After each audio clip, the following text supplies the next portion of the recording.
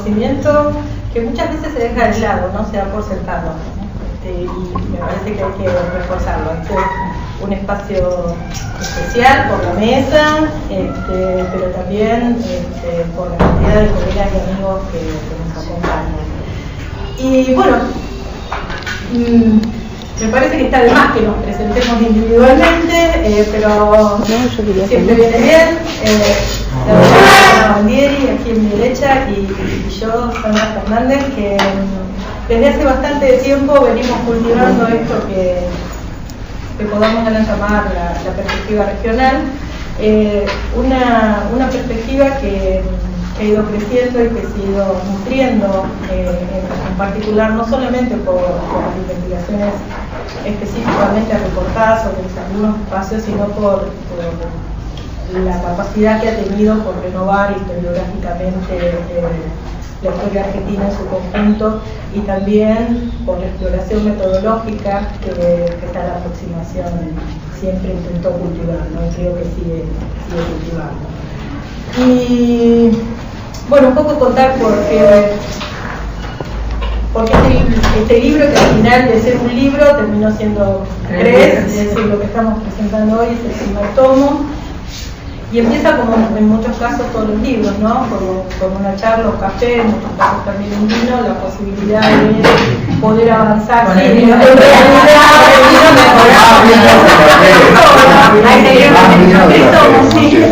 eso siempre mejora, y bueno, yo creo que también está la posibilidad de seguir ampliando en un futuro, no digo inmediato, pero sí inmediato, claro, continuar trabajando, digamos, con estas obras que no intentan ser exclusivamente una síntesis, que eso, digamos, lo voy a explicitar más adelante, sino también poner en vidriera, digamos, algunos problemas y algunas aproximaciones. Y como les decía, esto que comenzó como una charla, se hizo un libro, pasó el tiempo, y ir dotándolo, ir delimitándolo, y también uno en esta perspectiva del diseño de una obra, todos los que estamos acá sabemos el esfuerzo que implica,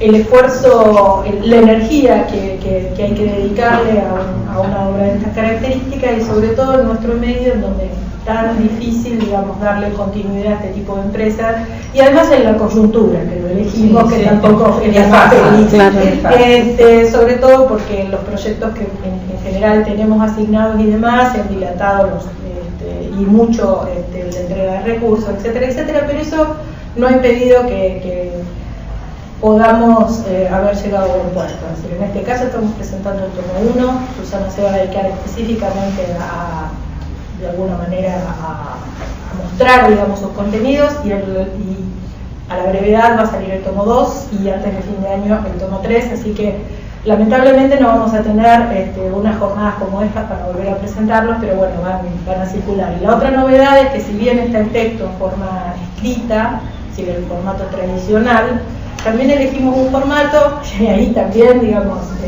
todo las distintas miradas que las coordinadoras tienen, un formato ebook, que para mí, digamos, es un formato sumamente interesante para comenzar a trabajar, no solamente porque reduce los costos, sino porque tienen un impacto editorial fundamental, no solamente dentro del medio argentino, sino sobre todo en el medio latinoamericano y también el norteamericano, que se encarga sistemáticamente de apropiarse rápidamente de las producciones que se generan en el espacio, sobre todo el cono sur, ¿no? Y en la presentación del libro poníamos que la obra es un mapa, que es un ancho mapa, que es una imagen de producciones dedicadas, realizadas de la historiografía argentina, que tienen un perfil explícito, es decir, que muchas veces hay una enunciación, que es un trabajo referido a la historia regional y local, y en muchos otros no, pero no dejan de ser, justamente por las características metodológicas de la aproximación. Y que tampoco el texto es, como en muchas otras compilaciones, una miscelánea, sino que está orientada a través de algunos nudos problemáticos que están presentes, y que tampoco es una colección, sino que lo que nosotros pretendimos es mostrar un poco, casi como una secuencia cinematográfica, es decir, mostrar un cuadro a cuadro de lo que estaba sucediendo, por lo menos en estos últimos 10 años de producción historiográfica, acercarlas y tratar de darle un formato que fuera accesible como una obra de conjunto. Y justamente la obra tampoco pretende ser un manual, sino lo que, en el sentido de que tenga un enfoque integral, que guíe, digamos, o que habilite, digamos, la aproximación al estudio de ciertos temas. Y justamente lo que nosotros pretendimos es no poner en cuestión, pero sí comenzar a tener una mirada diferente de lo que historiográficamente siempre enunciamos como el hecho nacional como fundamental de toda nuestra vida historiográfica, y ponerlo en tensión, es decir, mostrar otras aproximaciones, mostrar otras perspectivas, mostrar otros nudos y justamente también acompañar ese ejercicio que nosotros pretendíamos en la obra con una reflexión que permita ver a futuro un horizonte de síntesis, porque siempre, digamos, aparece en numerosas conversaciones que la verdad es cuánto falta una gran síntesis de la historia argentina, ¿no? Sobre todo pensando lo que ha significado, y en particular lo digo referido específicamente a la producción regional y local, pero creo que puede ser extensiva a la historiografía argentina en su conjunto. Creo que la producción historiográfica de estos últimos 20 años es impresionante y que realmente transforma, cambia no solo las formas que teníamos de estudiar y de aproximarnos al conocimiento cuando yo era estudiante, no sé tanto, por cierto, sino hasta hace 10 años o 15 años atrás. Es decir, cuando uno se acerca a una librería, cuando uno revisa, digamos, online la cantidad de producciones que existen, realmente nos muestra la vitalidad que tiene la historiografía argentina y lo necesario que en muchos casos es la realización de una obra de síntesis. En el taxi que me tomé para venir para aquí, como siempre uno charla con los taxistas, el taxista dijo, ¡ay, qué importante este congreso, tanta gente! No le vendí el libro. No le vendí el libro, pero estuve a punto.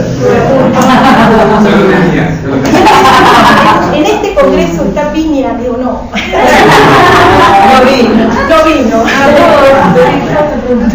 Y él me dice, porque a mí me gusta, yo digo, y le di una breve clase de historia alrededor de lo que significa la historia como ciencia y lo que es la historia como divulgación.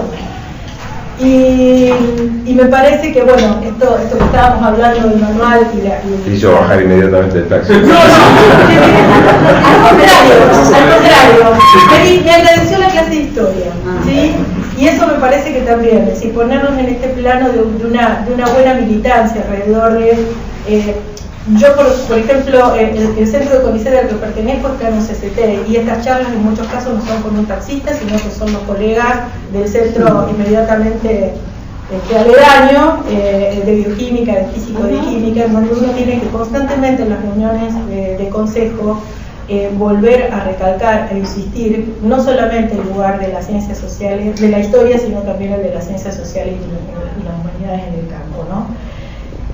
Lo importante entonces de esa tarea que queda pendiente, nosotros no tratamos de saldarlas con este texto, pero sí tratamos de hacer, revitalizar hoy sí una tarea que para mí es fundamental, que es el esfuerzo de contextualizar las investigaciones que están colocadas dentro de los 3 tomos de la obra, y entender esto del contexto como esas coordenadas espacio-temporales que delimitan un hecho y que lo convierten en un eslabón de cadena de significados que permiten definir objetos y problemas de estudio, y corriéndonos también de esa justificación, en muchos casos muy cómoda, de lo nacional para circunscribir un abordaje historiográfico. Porque convengamos que cuando uno enuncia que la perspectiva que se ha tomado en la regional y local, en muchos casos no es sencillo seguir adelante. Es decir, es más difícil publicar, es más difícil salir, digamos, en espacios editoriales. Y otra cuestión que es sumamente importante de resaltar en los trabajos que están reunidos en la obra es justamente la cuestión de los corpus documentales. La aproximación regional y local habilita a un recorte muy específico, a una recuperación no solamente de las fuentes tradicionales más transitadas, sino la revitalización de nuevos archivos, tanto los oficiales, tanto los públicos, como la recuperación de un sinnúmero de archivos privados que de alguna manera son puestos sobre la mesa casi por primera vez en numerosas de las investigaciones que se han abordado. Y además, yo creo que romper también con la perspectiva de generalizar, porque sí, sino detenernos también en una mirada intensa sobre problemáticas específicas, estudiar más y mejor lo pequeño, pero no para quedarnos exclusivamente en una descripción circunscrita, sino justamente para poder arrojar luz, para poder mejorar la preocupación y la reflexión sobre ciertos problemas, incrementar, como dije antes, el número de fuentes y proponer algo que también es muy interesante, que es la discusión alrededor de las escalas de la historia. La recuperación de los documentos, la revitalización de problemas, la reflexión sobre algunos contenidos, el diálogo con la historia nacional, son algunos, digamos, son los más importantes, pero son solo algunos de la cantidad de ejes que la obra intenta poner en cuestión, y me parece que después de la lectura sería muy bueno poder recibir justamente el tono de diálogo y también de debate, porque esto también es muy interesante, es decir, volver a retomar el debate, volver a debatir sobre algunas problemáticas, volver a debatir sobre conceptos, sobre aproximaciones, es algo que tenemos que incentivar cada vez más. Es como que en muchos casos sentimos que se difumina y creo que la obra puede arrojar muchísima luz alrededor de las cuestiones que he enunciado. Al fin, y ya para dejarla a Susana y no extendernos, creo que también hay que hacer hincapié en algo que es fundamental. Las dos provenimos de nuestra formación, pero también en nuestra consolidación como docentes e investigadores de universidades nacionales y de un instituto como CONACYT. Y buena parte del esfuerzo que ha hecho posible este libro también obedece al impulso de los proyectos de investigación que han sido desarrollados y expandidos a partir de estas instituciones. Y además, todos los colegas que están participando también provienen de este espacio, es decir, que recalcarlo muchísimo. Muchas veces lo naturalizamos tanto que dejamos de denunciarlo para darle la importancia que debe tener. Entonces, para Susana y después, gracias, charlaremos. Bueno, acá nos dividimos, pero trabajamos mucho juntas, digamos. Una vive en Rosario, otra en Neuquén, pero medios de comunicación de por medio la cuestión funcionó. La etapa el prólogo es un excelente prólogo. Sandra tiene una pluma mucho más dinámica que la mía y de más dura. Van a leer el prólogo, no había nada que tocarle, es excelente. La etapa fue idea mía, porque yo digo, esto es un puzzle, es un rompecabezas, todavía no alcanza a cerrarse, digamos. Entonces ella había empezado, esto es un ancho mapa, una imagen, y yo le agregué antes esta obra como un puzzle y le metí el puzzle en la tapa. Bueno, porque efectivamente es eso, digamos, es lo que dice Sandra, no alcanza todavía a cerrar, es heterogéneo. Nosotros pedimos algo que en el caso no pedimos investigaciones nuevas en general, sino que se hicieran síntesis de producciones que ya se venían haciendo sobre determinadas temáticas, tratando de abarcar incluso un espacio temporal amplio, digamos, no quedarse, decir, que el que hacía historia indígena no se quedara con la historia indígena con el primer capítulo del libro, sino que lo rastreara lo más posible hasta donde lo tuviera estudiado. Y lo otro que queríamos romper, Y es que el culpable en gran medida es Jorge Gelman. Jorge Gelman, pero bien, porque en el clave de Bariloche, yo llevé un PowerPoint que tengo mostrando que todavía los historiadores encerramos la historia argentina con un espíritu muy decimonónico en los límites del Estado-Nación. Y se engancharon Silvia Palomé, que Viviana Conti, Silvia Palomé que de Córdoba, que está acá, Viviana Conti de Jujuy, y empezamos con que la historia nacional vista de Buenos Aires, y se armó, había una discusión interesante. Entonces Jorge, con muy buen criterio, me dice, chica, ¿y por qué no las hacen ustedes? Sí, que están queriendo que lo hagamos Buenos Aires, pónganse a hacerla. Y la verdad, que yo no me olvido, y tiene razón. Entonces, que estamos protestando que la historia se ve de Buenos Aires, digamos. Tu respuesta fue la Entonces, bueno, Sandra venía hace mucho trabajando estos temas, por eso no se llama la historia nacional, se llama la historia argentina, pues son varias historias argentinas, porque son rompiendo límites de provincias, rompiendo límites de los estados nacionales. Van a ver que el que trabaja el noroeste lo está trabajando con Bolivia, con Perú, con el norte de Brasil. En el caso patagónico, si no lo vemos junto con Chile, no se entiende, digamos. Bueno, entonces, en otros casos, las miradas son más locales, por eso le agregamos también, en el título fue cambiando incluso en el devenir de lo que íbamos recibiendo. También lo local, pero lo local visto, como dijo Sandra, como algo que aporta una perspectiva más amplia. Entonces, es una producción heterogénea, con gente que tiene muchos años de investigación atrás. Habría mucha más gente para haber invitado. No podíamos porque se nos repetían en las regiones, se nos repetían en los temas, entonces, bueno, más o menos hubo que hacer una selección de temas y de autores. Bueno, yo les digo lo que este tomo 1 tiene. Nosotros no hicimos la clásica división en historia económica, política, social y cultural, sino que buscamos ejes. Y dentro de los ejes le pedimos a los autores que trataran justamente de tener esta visión temporal amplia. El primer eje de este tomo se llama Actores sociales en espacios de frontera. El primer artículo de Linareses, Traquines de los milicianos en las fronteras santafesinas, toma bien la etapa colonial, Niña se quedó en la etapa colonial, pero toma el accionar de las milicias, un tema bastante poco trabajado en este sentido. Gabriela Sica, las sociedades indígenas de Tucumán colonial, ahí entra en Bolivia, entra en el sur de Perú, entra en el norte de Chile, evidentemente abre el espacio colonial muchísimo. Gabriela Dalacorte Caballero, que es una colega rosalina, pero que está hace años trabajando en Barcelona, que trabaja mucho el tema de las misiones, la relación con Paraguay, entre el nordeste y Paraguay. Escribió algo que se llama Res non verba, religión, patriotismo, trabajo y regeneración, referida a eso, a ese ámbito. Y Claudia Salomón Tarquini, que trabajó en los pueblos indígenas de Pampa y Norte Patagonia entre fines del siglo XVIII y la actualidad. El segundo eje son circuitos mercantiles y redes relacionales. Aquí tenemos un trabajo de Sonia Tell, una economía regional en el espacio peruano.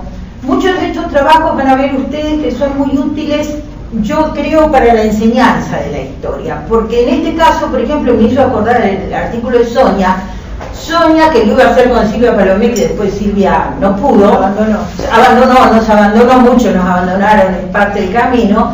Sonia recupera las viejas tesis de Sempa Tazaduria, que todavía seguimos usando, o las de con Silvia Palomé, y las actualiza, las dinamiza. Ya está Sonia y me parece un excelente trabajo. Todos, pero me acordé lo de ella porque digo, es una muy buena actualización para usar en cátedra. Viviana Conti hace algo parecido, circuitos mercantiles y redes de comerciantes del espacio surandino entre la colonia y la independencia. Roberto Smith trabaja las transiciones regionales en los circuitos mercantiles rioplatenses durante la primera mitad del siglo XIX, es decir, corta Roberto, con esto ya hace un tiempo que viene trabajando, con la idea de que el corte de la transición de los vínculos con Potosí al puerto de Buenos Aires son mucho más lentos, digamos, de lo que en realidad la vieja historiografía sostenía. Uno mío sobre la supervivencia de las formas regionales de intercambio ganadero entre la Patagonia argentina y el sur chileno. Y el tercer eje y último eje de este tomo 1 es un trabajo de Daniel Santilli que se llama La saga continúa, la historiografía rural de la campaña de Buenos Aires en la primera mitad del siglo XIX, una excelente síntesis historiográfica sobre lo que se ha trabajado desde el siglo XIX. Guillermo Avanzato y María Cecilia Rossi, una santiagueña y un platense, digamos, que toman políticas, propiedad y uso de la tierra y el agua en las llanuras argentinas durante la segunda mitad del siglo XIX, entonces se complementa con lo de Daniel de la primera mitad. Mónica Blanco y Silvia Lázaro, políticas públicas y propiedad de la tierra en la región pampeana que se acercan más a la etapa actual. La región del azúcar, Tucumán, Salta, Jujuy, entre 1850 y mediados del siglo XX. Acá trabajó Daniel Campi, Daniel Moyano, dos tucumanos, y Ana Teruel desde Jujuy. Se juntaron, digamos, para ver la problemática del azúcar en conjunto. Y la historia agraria norpatagónica en clave regional de las dos coordinadoras de la mesa acá, Graciela Blanco y Alma Tosini. Los otros dos tomos tienen diversos temas de política, género, educación. La saga continúa. Es decir, sí, tiene diversos temas, muchos empresarios, digamos, y muchísimos colegas que nos han sido muy gentiles en colaborar. Los otros dos tomos están en proceso de edición. Hay una edición papel, bastante, no muy grande, y luego, como hace Teseo, digamos, que es una editorial que hizo bastante punta en este nuevo formato de publicación, se va a vender en formato digital, digamos, por un año más o menos, y luego incluso va a ser de distribución gratuita. Así que ese es el arreglo que hemos llegado con la editorial, así que, bueno, a disposición de ustedes si lo quieren mirar, si lo quieren comprar también. Faltó el nordeste ahí. No, en los otros temas está nordeste. Lo que pasa es que, bueno, dependía de donde nosotros ubicábamos más gente, que por ahí el nordeste está más con el tema de territorios nacionales, digamos, está más vinculado a la parte de la política. Faltan montones de cosas, por eso decíamos que esto es un puzzle.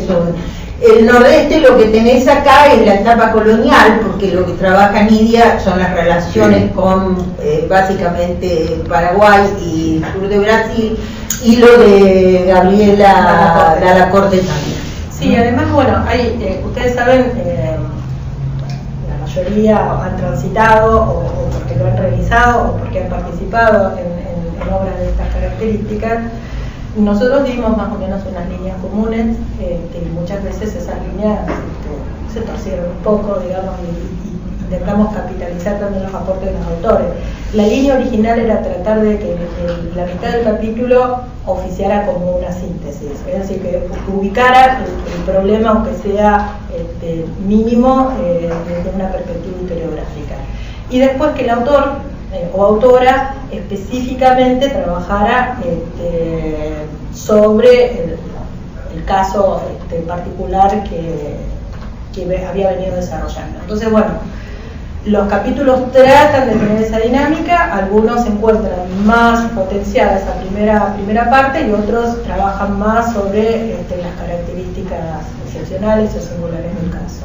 Y eso también hace que algunos capítulos, por ejemplo el que mencionaba Susana de Daniel Santilli, en función del volumen de la producción, tenga esas características tan específicas de un balance, de ubicar un problema historiográficamente para después desarrollarlo, y sobre otras temáticas sea menor. Entonces, en el caso del Nordeste específicamente, la problemática política, que creo que tiene una tradición más fuerte, es la que se eligió. Yo creo que, quiero no equivocarme, está en el segundo tomo. Y bueno, siempre es muy difícil con tal cantidad de autores darle una homogeneidad fuerte, sino que, bueno, justamente es potenciar, y hemos hecho realmente un esfuerzo por Susana y yo, por tratar de ir coordinando, contraponiendo en los núcleos de problemas, tratar también de compensar esas aproximaciones. En general ustedes verán que cada núcleo puede tener entre 2 y 5 trabajos, no dependen en este caso tan exclusivamente de, no estoy refiriendo exclusivamente de todos. No, lo bueno es que tiene, el único que creo que sí, tiene. Sí, y hay otros que tienen que ver también con colegas que por problemas de salud, porque la vida nos transita, bueno, no han podido entregar sus trabajos a tiempo, y bueno, a nosotros también nos urgía bastante poder culminar la obra, y bueno, había un presupuesto. En este tomo habíamos incluido en principio el tema del vino, así como está el tema del azúcar, pero si bien el tema del azúcar está tratado más vinculado a la cuestión agraria, el tema del vino tenía más que ver con los empresarios del vino. Entonces pasó a otro eje que está en otro tomo, donde está Andrea Luch, donde está Martínez, digamos que toman el tema de los empresarios vinculados a determinadas actividades productivas, ¿no? Así que no quedó en este tomo, sino que pasó al tercero. Sí, y bueno, volviendo al tema del ebook y la distribución, ¿no? Creo que es un gran debate también. Todos nos encontramos ante las dificultades que significa la distribución de este tipo de obras. Es complejo, en muchos casos vemos libros muy estéticamente muy bellos o que tienen, digamos, un potencial importantísimo, que es bastante difícil la distribución en nuestro país. Es decir, siempre nos encontramos con dificultades. Yo creo que la apuesta por el formato digital es una apuesta muy importante de divulgar, de democratizar el conocimiento de forma muy rápida, ¿no? Y de poder llegar también a un público diferente, no exclusivamente centrado en las carreras de historia de las universidades o algunas cátedras específicas, una circulación, sino también a que se pueda ir multiplicando otro tipo de lectores, y por eso también atendimos a que los y ahí hemos tenido éxito muy diverso, porque algunos colegas se ajustaron muchísimo en las posiciones que les dimos de hacer pocas citas al pie, citas breves, una cita de bibliografía acotada, y a otros les resultó más dificultoso llevar adelante esa tarea, con lo cual la tarea la tuvimos Susana y yo, así que nos costó bastante la edición, porque también estamos muy centrados en una forma de escritura académica que creo que para obras más generales como esta tenemos que intentar reducir. Bueno, las notas sí, pero no esas notas que acostumbramos a hacer de media página, sino una nota aclaratoria, una nota que amplíe la bibliografía, que sea reducida, y bueno, me parece que aquí también apostamos para que los capítulos puedan tener una entrada también muy fluida, muy plástica, para su uso dentro de la docencia de grado. Y también de otro espacio que creo que en particular nuestros jóvenes investigadores transitan mucho, que son los espacios de educación superior no universitaria, ¿no? Que siempre nos parece que no los consideramos, y realmente nuestras obras, nuestra producción circula muchísimo, ¿no? en esos lugares, y siempre nos olvidamos muchas veces de tomarlos en consideración. Bueno, creo que alguien quiere preguntarnos algo. En principio, más allá de las preguntas, agradecerles el esfuerzo, que lo seguí un poco de cerca, así que sí fue mucho, el esfuerzo de armar una obra de este tipo, de llevarla adelante, que no es fácil, porque me imagino que muchas veces habrán pensado en desistir cuando los autores nos y no cumplíamos con los plazos y había que volver a insistirnos porque estábamos ahí a remolones, protestábamos, y también por el esfuerzo económico. lógico, porque yo sé que de esto ustedes no tienen ningún rédito y es más, van a perder dinero, que no lo toman como un gasto, sino como una inversión en términos sí, porque ninguna de las dos tenía un proyecto al cual cargarlo. El dinero por eso, que como lo sé, así que hemos puesto cada una cantidad importante. Agradezco como autora el esfuerzo. Sí, personal. Por eso quiero recuperar mucho, no quiero decirle la cifra, pero mucha. No se dice. No se dice. Pero lo que también, por eso dije del mal contexto que dijimos, ¿no? Porque nos encontramos entre la decisión de hacer la obra y esta publicación en 2017, nos encontramos en todo lo que fue el 2016, ¿no?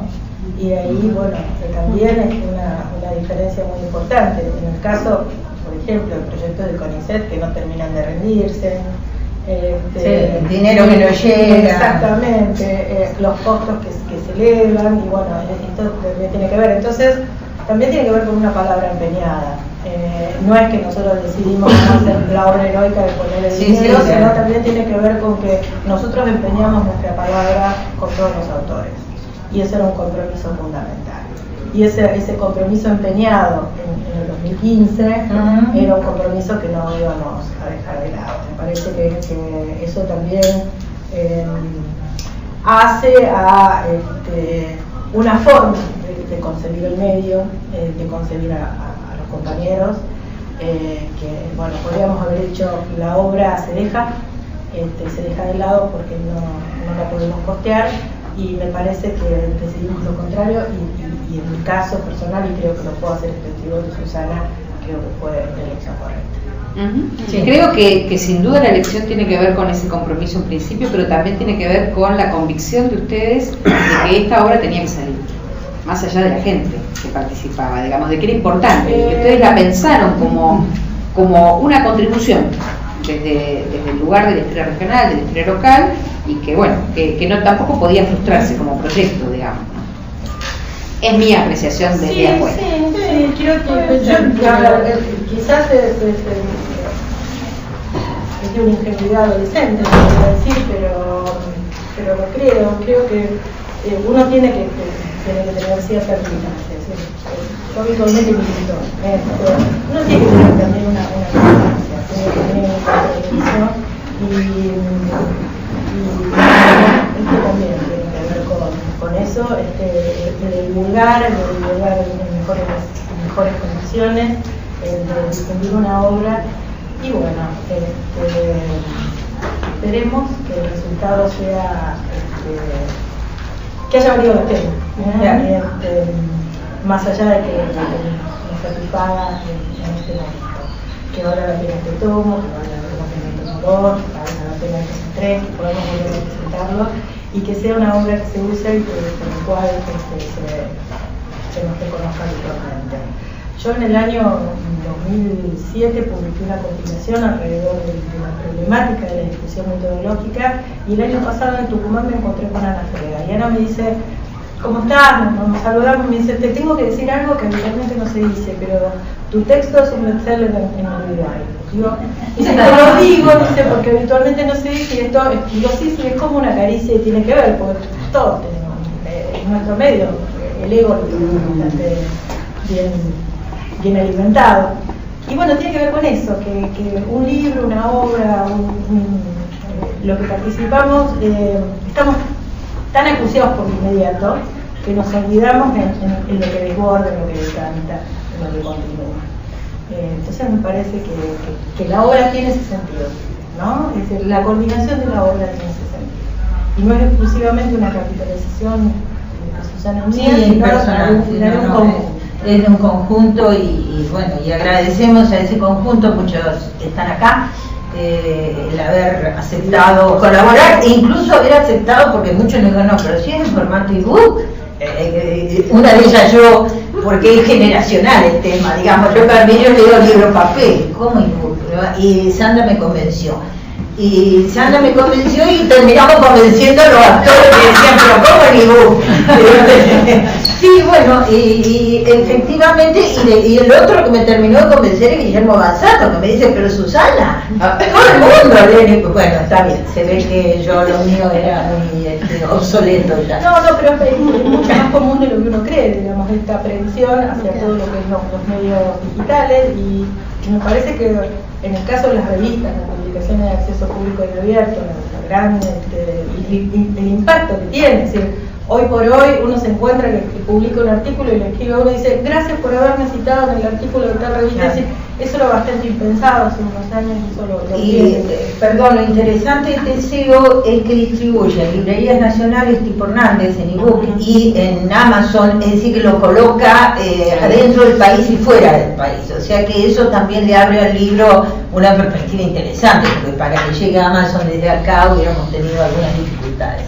Así que está bien eso también. Sí, sobre todo también porque, bueno, los que son parte de mi proyecto de investigación ya me lo han escuchado decir, es decir, muchas veces uno destina muchos recursos en el proyecto, son recursos públicos para publicar libros que son muy interesantes y los libros después no se distribuyen. Y después, cuando uno necesita, cuando uno le piden, ¿dónde está tu libro? Uno saca, lo compra y lo envía para que el libro circule. Es decir, y esto también hay que verlo en lo que significa cómo el conocimiento transita. Puede circular. Y el tema de la circulación es importante. Y en muchos casos yo creo que lo que si gastamos en libros papel, tendríamos que gastarlo en ponerlo en una excelente plataforma digital y hacerlo de acceso gratuito. Sobre todo los proyectos, los libros que responden a la no, incluso esto va a estar un año a la venta en digital, por supuesto con costos menores, obviamente, por respeto a aquellos que lo van a comprar en copia papel, digamos, pero después de un año se va a distribuir gratuito.